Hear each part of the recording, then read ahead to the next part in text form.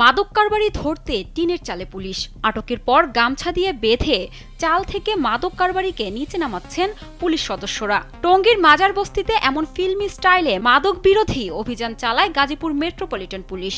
এ সময় অতিরিক্ত পুলিশ কমিশনারও টিনের চালে উঠে পড়েন। হাতে নাতে আটক করা হয় মাদক কারবারিকে। পরে ঘরের ভিতর অভিযান চালিয়ে প্রায় 270 গ্রাম হিরোইন ও 20 পিস ইয়াবা উদ্ধার করা হয়।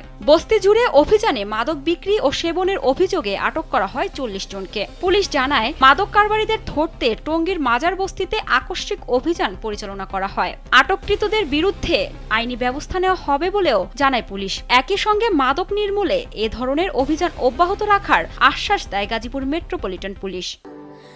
স্যান্ডেলিনা সো, রূপচর্চায় আভিজাত্য।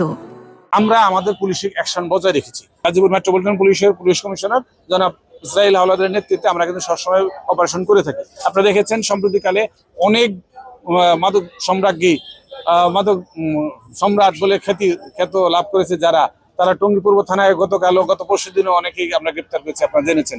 তো অনেককে গ্রেপ্তার করছি, আমাদেরও যে অভিযান সেটা অব্যাহত আছে। তবে এখান থেকে যে আরো যে অন্যান্য সংস্থা যাদের দায়িত্ব আছে, আমি মনে করি তাদেরও যদি এগিয়ে আসে তাহলে এখান থেকে চিরতরে এই মাদকের স্পটগুলো